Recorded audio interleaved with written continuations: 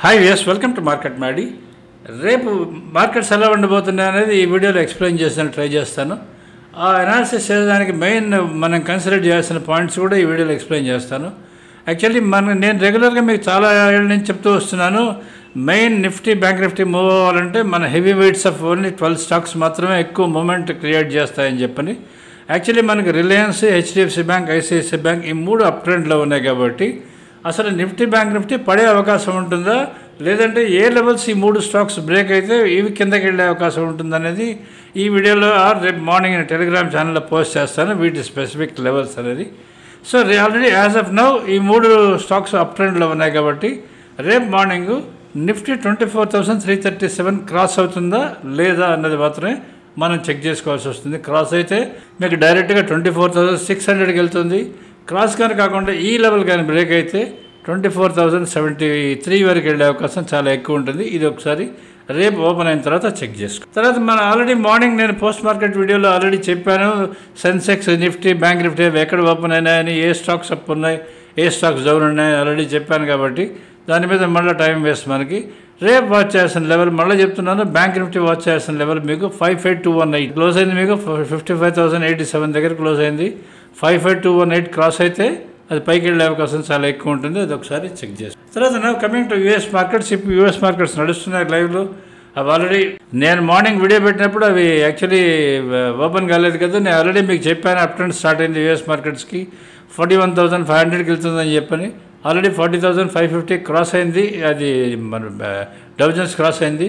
ఇప్పుడు 41,000 దగ్గర ట్రేడ్ అవుతున్నది, అది ఇంకా పైకి వెళ్ళే అవకాశం కూడా చాలా ఎక్కువ ఉంటుంది, అది ఒకసారి చెక్ చేసుకోండి. ఇప్పుడు all the 3 industries are stable now US మార్కెట్స్వి, అవి అప్ ట్రెండ్లోనే ఉన్నాయి. అది జస్ట్ మీరు రియలైజ్ చేయండి. మన మార్కెట్స్ కూడా ఏమైనా హెల్ప్ చేస్తాయా లేదనేది రేపు మనకు ఓపెన్ అయిన తర్వాత మాత్రమే మనకు తెలుస్తుంది. తర్వాత మనకి ఈ చార్ట్స్ ఆల్రెడీ ఇది మార్నింగ్ ఎక్స్ప్లెయిన్ చేసి చెప్పాను, ఈ ఎక్స్పైరీ చార్ట్స్ ఎంత దారుణంగా ఉన్నాయని చెప్పని. నిఫ్టీ బ్యాంక్ నిఫ్టీ చార్ట్స్ మన సబ్స్క్రైబర్స్ మాత్రమే ఈ చార్ట్స్ చూసి అర్థం చేసుకోగలరు.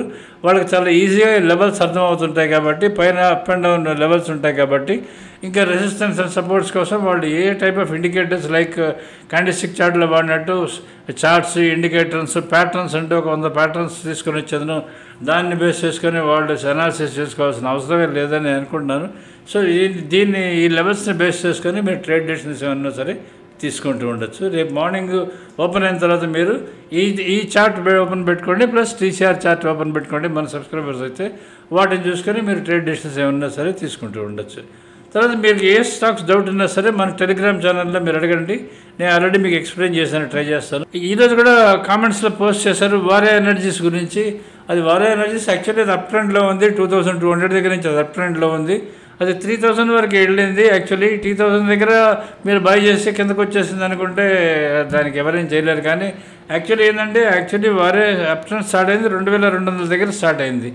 అది 2,500, 2,700 అట్లా జంప్ అవుతూ వచ్చేదని 3,000 టచ్ అయింది ఫ్యూ డేస్ బ్యాక్. ఇప్పుడు 2,600 దగ్గర ట్రేడ్ అవుతున్నది. దాని గురించి వరి అవ్వాల్సిన అవసరం లేదు. అది మళ్ళీ 3,000 కూడా క్రాస్ అయ్యే అవకాశం చాలా ఎక్కువ ఉంటుంది. అది ప్రాబ్లీ అనదర్ 15 రోజుల్లో అది పైకి వెళ్ళే అవకాశమే ఉంటుంది, కానీ అది కిందకు వచ్చే అవకాశం తక్కువ ఉంటుంది. ఒకసారి మీరు చెక్ చేసుకోండి. ఒకవేళ రివర్స్ అంటూ కానీ వస్తే 2,200 బ్రేక్ అయితేనే మీరు దాన్ని ఎగ్జిట్ అవ్వాలి, అంతకన్నా ముందు దాన్ని ఎగ్జిట్ అవ్వాల్సిన అవసరం లేదు. అది it is still in up ట్రెండ్లో ఉంది వారే ఎనర్జీ అనేది, దాని గురించి డోంట్ వరీ. తర్వాత ఇంకా లాస్ట్ మన ఈ FIS and DIS data check చేసుకుందాం. అది ఆల్రెడీ మధ్యాహ్నం మీడియాలో కూడా చెప్పాను, ఇప్పుడు కూడా చెప్తున్నాను. 1,842 crores అది టోటల్ బయింగ్ జరిగింది. ఈ డేటా ఎందుకు పనికిరాదు, ఇది మళ్ళీ చెప్తా కదా, ఈ డేటా వల్ల మనకేం ఉపయోగం ఉండదు, ఓన్లీ ఇన్ఫర్మేషన్ కోసం చెప్తున్నాను.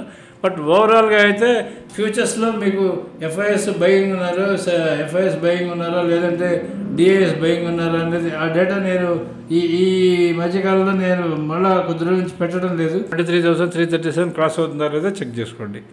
So subscribe to us if you're happy with us. మీరు మా లైవ్ బైసిక్స్ని సబ్స్క్రైబర్స్ అండి, రెన్యూగా చేసుకోండి, తప్పకుండా రెన్యూ చేసుకోండి. ఎందుకంటే ఈ చార్ట్స్ మాత్రమే మీకు హెల్ప్ఫుల్గా ఉంటాయి ఇన్ ద కమింగ్ డేస్లో, ఇక ఏది హెల్ప్ఫుల్గా ఉండదు. Subscribe to us. Thank you.